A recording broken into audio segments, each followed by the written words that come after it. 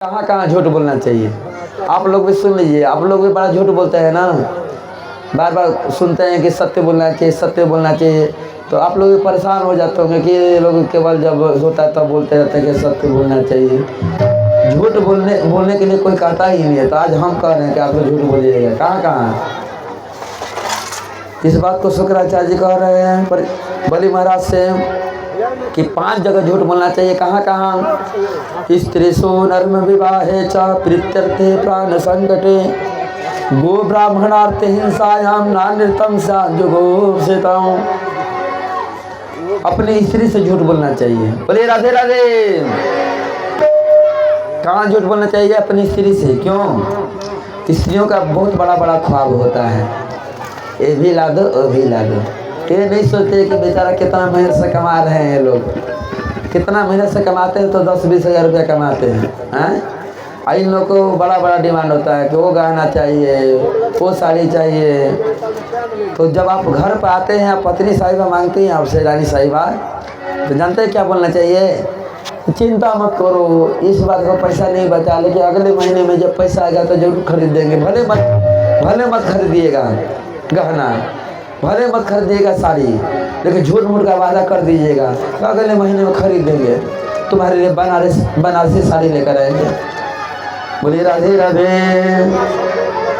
यदि आप कह देंगे कि कहाँ से लाऊं, क्यों 10,000 रुपया कमाता हूँ और तुमको गहना के लिए पड़ा हुआ है, पेट कैसे भरेगा जब गहना पहनोगे? तो जानते हैं उस दिन क्या होगा? रोटी बना कर नहीं खिलाएगी, रोटी स्वयं बनाना पड़ेगा। बोलिए राधे राधे। पत्नी साहिबा रोटी बनाकर नहीं खिलाएगी, रूठ जाएगी, खूब भवन में चली जाएंगी। और पति साहब को स्वयं रोटी भी बना कर खाना पड़ेगा, बाहर भी काम करना पड़ेगा और घर पर भी काम करना पड़ेगा। बोलिए राधे राधे। और कहाँ झूठ बोलना चाहिए? नर में विवाह है, विवाह शादी में झूठ बोलना चाहिए, लेकिन लड़के के विवाह में झूठ नहीं बोलना चाहिए। लड़कियों के विवाह में झूठ बोल देना चाहिए। लड़की यदि नहीं पढ़ी लिखी है ना, तो कह देना चाहिए कि हाँ पढ़ी लिखी है। कितना? अरे IABA पास है, भले मैट्रिक फेल हो, लेकिन IABA पास कर देना चाहिए। कह देना मेडिकल की तैयारी करती है, ITI भी की है, खूब सिलाई भी नहीं बढ़िया जानती है, ब्यूटी पार्लर भी जानती है, ब्यूटी पार्लर भी चला लेगी। इतना झूठ चढ़ा बढ़ा के बोल देना चाहिए ना कि विवाह हो जाए उसका। लेकिन लड़का का विवाह करना तो झूठ नहीं बोलना चाहिए, सही से बता देना चाहिए। यदि मूर्ख है, पढ़ा लिखा नहीं है, गधा है, शराबी है, तो कह देना चाहिए कि शराबी है, उससे शादी मत करो, कर देना चाहिए विवाह। लड़कियों के लिए मैं बोल रहा हूँ। बोले राधे राधे। और कहाँ झूठ बोलना चाहिए? बनिया लोगों को झूठ बोलना चाहिए। जो दुकान चलाते हैं तो लाए हैं साबुन खरीद कर, कोई भी सामान, मतलब चीनी लाए हैं 40 रुपया किलो, तो बोलना चाहिए कि 45 रुपया किलो लेकर आए हैं। बोलिए राधे राधे। साड़ी बेचने वाले को कहना चाहिए कि साड़ी है 1000 रुपये का, भले ही 500 रुपये का खरीदा हो, लेकिन 1000 रुपया बोल करके बेच सकता है, क्योंकि उसी से तो उसकी आमदनी होगी, तो वो झूठ बोल सकता है। लेकिन ज़्यादा भी झूठ नहीं बोलना चाहिए, इतना झूठ नहीं बोल देना चाहिए कि खरीदने वाला खरीद ही नहीं पाए।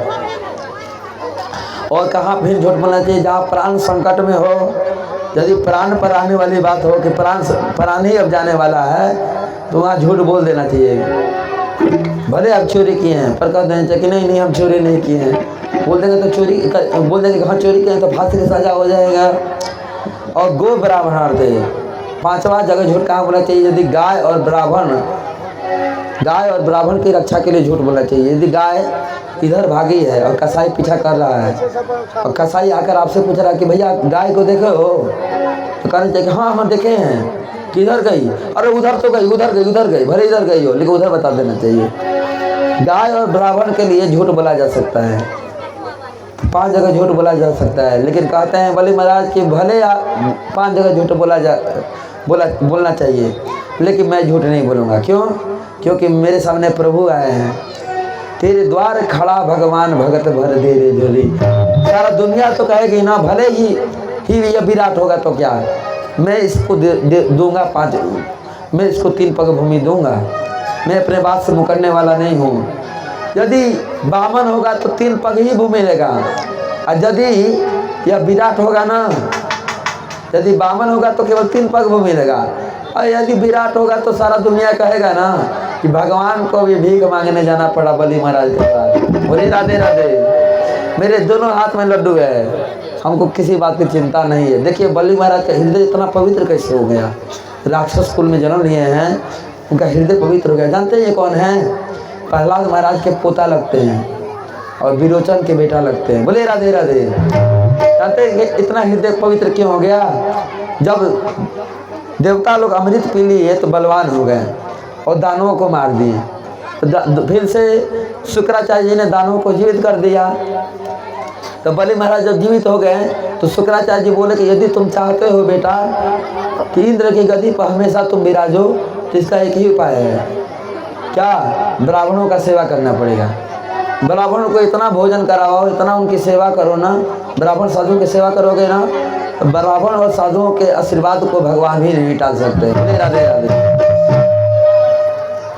तो इतना सेवा किया ब्राह्मणों का, इतना सेवा किया कि ब्राह्मण लोग बोले कि चलो तुम स्वर्ग पर विजय पालोगे, तुम स्वर्ग का राजा बनोगे। बोले राधे राधे। अब क्या हुआ कि देखिए यही होता है विप्र का सेवा करने का फल। विप्र प्रसादा धरनी धरो हम। ठीक है। विप्र